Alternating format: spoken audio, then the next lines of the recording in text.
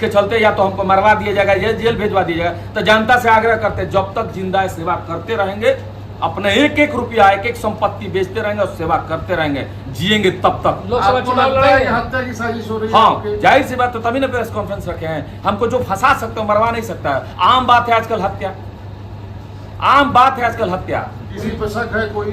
शक किसी पे नहीं, बस यही है कि किसको दिक्कत है हमसे वो सामने से आए। कम से कम हमें भी तो चेहरा वो दिखाई दे जो मुझे परेशान कर रहा है, जो मुझे चाहता ही नहीं कि मैं ये काम करूं या इस दुनिया में रहूं।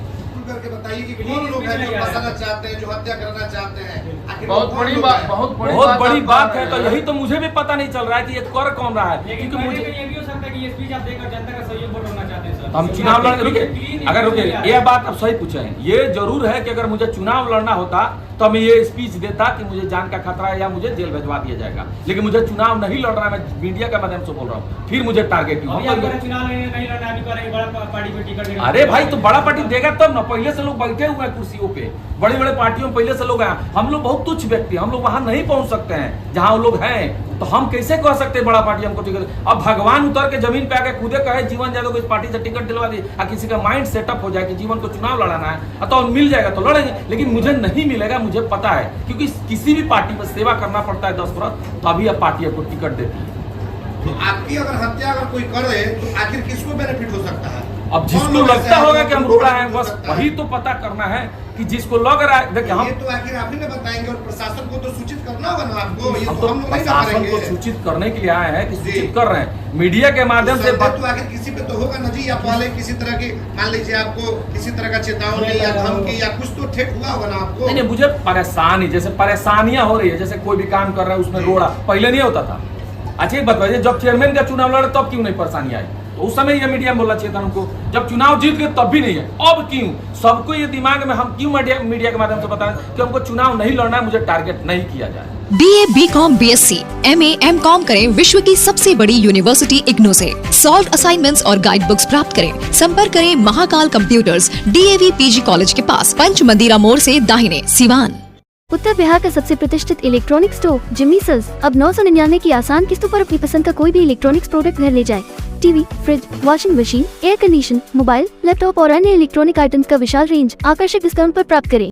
हमें हाथ जोड़ के कह रहे हैं कि मुझे नहीं लड़ना है। उस समय भी तो आपको जेल भेजने की तैयारी थी। हाँ, तो उस समय लगे थे तो इतना बड़ा मामला नहीं था। इस बार मामला बड़ा है, तभी हम मीडिया के माध्यम से आ रहे हैं कि अगर हमें मार दिया जाए या मुझे जेल भेजवा दिया जाए तो कहीं ना कहीं ये किसी बड़े नेता की साजिश है। सीधा थ्रेट कोई मिला है आपको? नहीं, सीधा कोई सामने से थोड़ा, अभी बोले ना सीधा कोई सामने से मारने की बात कहाँ से आ गया? अगर किसी तरह की कोई घटना घट रही है तो इसका जिम्मेवार कौन होगा आखिर? इसी बात को तो पता लगाना चाहते हैं हम भी, लेकिन हम प्रशासन को कह रहे हैं, प्रशासन नहीं तो फिर आखिर कहाँ से पुलिस भी छानबीन करेगी? नहीं, हमको ये बताना नहीं है। पुलिस कोऑपरेट कर रही है, मुझे प्रशासन मुझे कोऑपरेट, हमको नहीं सबको कोऑपरेट। प्रशासन सिवान के जो एसपी साहब है उस सबको कोऑपरेट कर, सबकी सुरक्षा कर रहे हैं, मेरी भी सुरक्षा कर रहा है। ऐसा नहीं है, आप लोग भी सुरक्षित है, सिवान सुरक्षित है, हम भी सुरक्षित। मतलब है कि मुझे ये आगाह किया जा रहा है, मुझे महसूस कराया गया है कि हम जीवन यादव को या तो जेल भिजवा देंगे या व्यवस्था बना देंगे। इसका एक ही कारण लोकसभा, तो हम ये प्रेस कॉन्फ्रेंस का माध्यम है कि हम हाथ जोड़ के कह रहे हैं मैं एमपी का चुनाव नहीं लड़ना है, मुझे टारगेट नहीं किया। ये तो आभास हो गया है जीवन यादव को कि आपके बढ़ते हुए जो लोकप्रियता है और आपका कद है उससे कहीं ना कहीं आपके विपक्षी घबराए हुए हैं और षड्यंत्र का शिकार आपको कर सकते हैं। हाँ सर, देखिए जो राजनीतिज्ञ होते हैं ना वो राजनीति से षड्यंत्र करते हैं और वो हमको नॉलेज नहीं कि राजनीति होता कैसे। हम तो सीधा बोलते हैं। ऐसा क्या हुआ जीवन जी कि आपको एहसास हो गया कि हमारे साथ साजिश रची जा रही है? छोटी छोटी बातों में हमको परेशान किया जा रहा है। बहुत सारी कहानियां हैं, जैसे कि मान लीजिए प्रशासनिक कोई भी आ रहा है, जनता दर्शन लगाया, हम पंचायती कर रहे हैं, नहीं पंचायती करेंगे तो जबरदस्ती कोई कालर पकड़ के करवा लेगा। जब दो लोगों का विवाद हम सुलह नहीं कर पाते तो हम बोलते हैं हाथ जोड़ के आप कोर्ट चले जाइए और आप आके हम ही पे केस कर दीजिएगा। जनता तो गलत है ना। जनता दर्शन में आपके पास जो भी मामले आ रहे हैं ये काफी क्रोनिक मामले हैं और कहीं न कहीं राजनीति से जुड़े हुए मामले भी हैं। तो आपको लगता है कि जनता दर्शन ही आपके लिए घातक है? मेरे लिए जनता दर्शन ही घातक है। मुझे लगा कि हम लोगों के मामले को खत्म करेंगे, लोगों का विवाद खत्म करेंगे, इसके लिए हमने जनता दर्शन लगाया। जो मामले प्रशासन के द्वारा समाधान नहीं हो पा रहे हैं आपके नहीं, प्रशासन के द्वारा जो समाधान होता है। मैं कोशिश करता हूं कि छोटे छोटे मामले जो कोर्ट जाते हैं वो अपने में लोग सुलह करके खत्म कर ले। कोर्ट जाने से लोगों की परेशानियां बढ़ती है। गरीब लोग जब जाते हैं तो जूता चप्पल खींच जाता है। वो सबको पता है कि कोर्ट में पैसा लगता है। आज जितने का विवाद होता है उतना तो कोर्ट पैसा ले लेता है। तो हम चाहते हैं कि सुलह करके लोग आपस में बैठ के सुलह करा ली। इसके लिए हम जनता दर्शन लगाते हैं, ना कि हम नेता बनना चाहते हैं बहुत बड़ा। हम लोगों की समस्याओं को देखते हैं, समझते हैं, महसूस करते हैं। लगता है कि इनकी समस्या दूर हो जाएगी तो ये दोनों पार्टी खुश रहेंगे, आपस में अपने परिवार का पालन पोषण करेंगे, अपने बेटा और बेटी को शिक्षित बनाएंगे, ना कि विवादों में फंसे रहेंगे। इसके लिए हम जनता दर्शन लगाते हैं। जनता के सिवा कि आप सीधी बात है कि जनता जानना चाहती है कि क्या आप लोकसभा का आगामी जो चुनाव है वो लड़ेंगे। हम तो वही बोले ना, जहां जनता की चाह जीवन यादों की वही राह। ये मेरा स्लोगन निकल चुका है, मैं लिखवा दूंगा सिवान में हर बोर्ड पे कि जनता की चाह जीवन यादों की राह। जनता तो सेवा की राजनीति पर मुहर लगा चुकी है एक बार, तो हम तो सेवा कर ही रहे हैं। और जनता जनार्दन मालिक है, जिस दिन चाह देगी तो हमको दिल्ली पार्लियामेंट भेजने में टाइम थोड़े लगेगा। लेकिन हम अपने मुंह से नहीं कह सकते कि हम चुनाव लड़े। क्यों? उतना मैं उस लायक नहीं हुआ हूँ, ना ही मेरी उतनी हैसियत है, ना मेरी उतनी पकड़ है, ना ही मैं कोई पार्टी में हूँ। और MP बनने के लिए किसी बड़े पार्टी में होना बहुत जरूरी है। चलिए, जीवन यादव किसी बड़े पार्टी के संपर्क में है? नहीं, ऐसा भी कुछ नहीं कह सकते हैं। बस इतना जरूर कहेंगे कि किसी बड़े पार्टी से टिकट मिलेगा तो जरूर चुनाव लड़ेंगे, क्योंकि ये समंदर है, इसको तैरने के लिए बड़े नाव की जरूरत पड़ती है। बहुत सारे पॉलिटिशियंस हैं जो आगामी लोकसभा के चुनाव में उम्मीदवारी पेश कर रहे हैं, वो जीवन यादव के फैसले के ऊपर निर्भर हैं। वो इंतजार कर रहे हैं कि अपना पत्ता कब खोलते हैं। तो हम अपना पत्ता खोल दिए ना कि हमें हमारी जिंदगी जीने दीजिए और हमें हमारी जिंदगी पर जो काम कर रहे हैं करने दीजिए। हमें हस्तक्षेप मत कीजिए, हमें टारगेट मत कीजिए, क्योंकि हम सेवा करने यहाँ आए थे, सेवा कर रहे हैं। अगर हमारा रूट एक बार बदला है, हम जनता के बीच एक बार आए हैं कि जनता के लिए हम कुछ करके दिखाएं, अपने माँ बाप का नाम रोशन करें, अपने जिले का नाम रोशन करें। लेकिन अगर मुझे इस तरह से टारगेट करके मुझे परेशान किया जाएगा तो हम बोले ना कि हम कमजोर नहीं है। जो लोग मुझे टारगेट करें उनको हम खुला चैलेंज करें कि हम कमजोर नहीं है। जीवन यादव डर गए हैं क्या?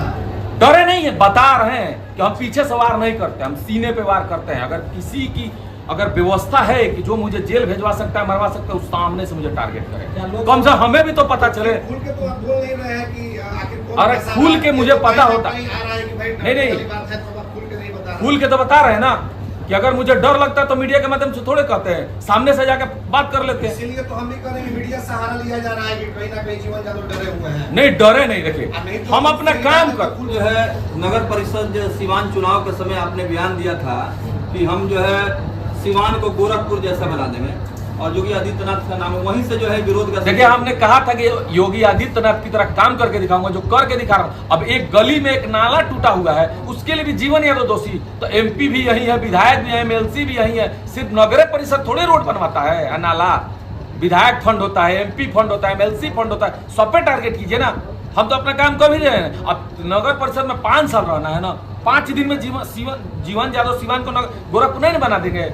अब छू मंतर छू थोड़े हो जाएगा, बोल दिए छू मंतर छू सिवान गोरखपुर बन जाए, ऐसा थोड़े काम कर ही रहे, कहाँ नहीं कर रहे। भ्रष्टाचार मुक्त बनाने के बाद ना सिवान का काम कर पाएंगे। अभी तो हम नगर परिषद को सुधारने के लिए हम अपने आप को दूर रखे हुए हैं कि नगर परिषद में देखना चाहते थे कि आखिर हो कर रहा है। अब धीरे धीरे नगर परिषद एकजुट हो रहा है, लोग एकजुट हो रहे हैं, वार्ड कमिश्नर हो रहे हैं। जनता को समझ में आ रहा है कि नहीं, नगर परिषद में जाइएगा तो 1 रुपये घूस देकर कोई काम नहीं। अगर कोई घूस देकर काम कराना चाहता है तो उसको ज्यादा तेजी होगा, वही घूस देगा।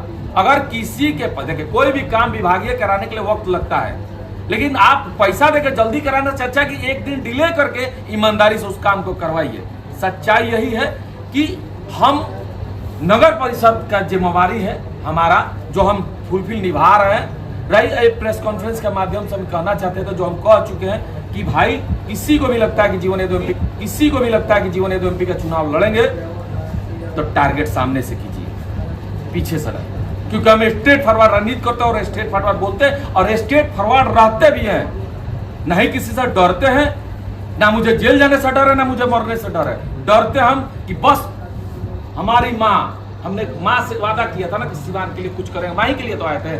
आज भी मेरी माँ यही बोलती है कि कुछ भी करो, बस इतना जरूर ध्यान रखना किसी कमजोर, किसी मजलूम, किसी असहाय पर अत्याचार ना हो। उसके लिए हम लड़ते हैं, उसके लिए जनता दर्शन लगाते हैं, नहीं अपने लिए लगाते हैं। अगर कोई कहे कि जनता दर्शन में आने के बाद उसका काम हो जाता है तो लोग कितना खुश होकर जाते हैं, और उस खुशी से 10 गुना ज्यादा मुझे खुशी आती है कि 2 लोगों के विवादों को मैं बैठा कर सुलह कराता हूँ जनता दर्शन में। यही मेरा मेन मकसद है कि आपस में लड़िए मत, एकजुट होइए। कोई भी विवाद कोर्ट जाइएगा 20 साल लगेगा, लेकिन मेरे यहाँ 20 दिन में सिर्फ 2 बार आना है और उसके बाद हम सुलह करा देते हैं। कोई विवाद नहीं चाहता है, सब लोग विवादों से दूर रहना चाहते हैं। और हम देखते हैं, दोनों पक्ष को देखते हैं, दोनों पक्ष विवाद से दूर होना चाहते हैं, लेकिन एक नहीं होता है कि लड़े तो हमको, जैसे कहा जाता है 2 लोग लड़ते हो, सुलह कराने वाला नहीं कोई।